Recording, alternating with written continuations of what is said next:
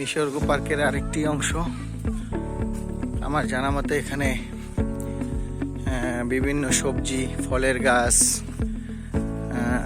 চাষাবাদ করা হয়, যার জ্বলন্ত প্রমাণ এখানে দেখতেই পাচ্ছেন। বিভিন্ন ফসলের চাষাবাদ করা রয়েছে, যেটাকে এই যে দেখেন প্রিয়র কদু গাছে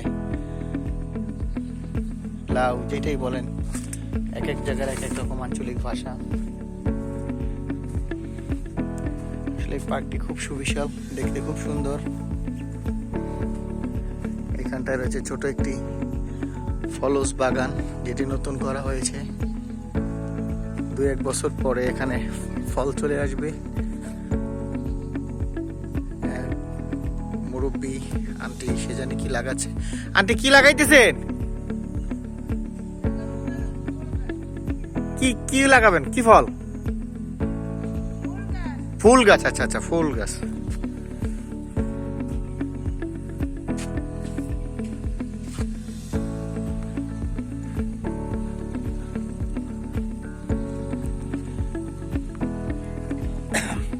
পার্কের এই পাশটা অনেকটাই গ্রামীণ পরিবেশের ছোঁয়া। পার্কে এখানটায় প্রচুর আমড়া গাছ লাগানো রয়েছে। এই আমড়া গাছগুলো আর 2-4 বছর পর খুব সুন্দর আমড়া হবে। এই পুকুরের চারপাশে লাগানো পর্যাপ্ত পরিমাণের পাখি পাখি সুপারি গাছ দেয়া আছে। এইখানটায় দেখতে পাচ্ছি খুব সুন্দর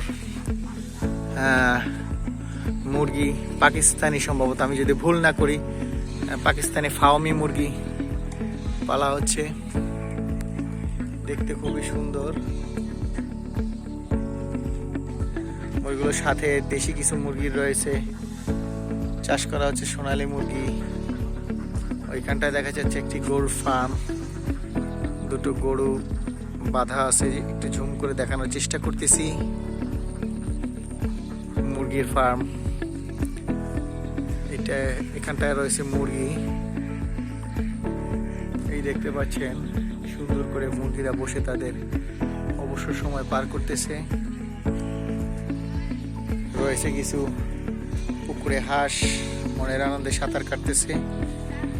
একদমই গ্রাম্য পরিবেশ, গ্রামীণ, যা দেখলে যে কারো চোখ জুড়িয়ে যাবে, মনে হবে শহরের ভিতরে একটু গ্রামীণ ছোঁয়া।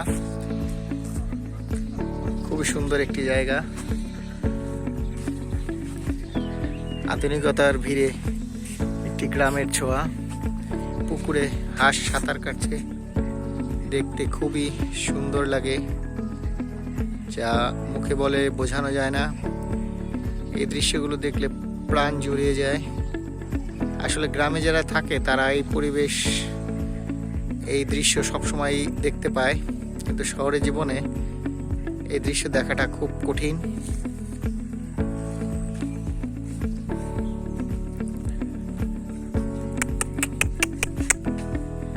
আমরা দেখতে পাচ্ছি এইখানটা দেখেন, সব মুরগিগুলো দৌড় দিয়ে তারা খোপের ভেতর থেকে সামনে চলে এসেছে। একটু দেখানোর চেষ্টা করলাম। মাশাআল্লাহ, মোটামুটি ভালোই মুরগি এখানটায় রয়েছে। আজ এ পর্যন্তই। সবাই ভালো থাকবেন, সুস্থ থাকবেন। আল্লাহ হাফেজ।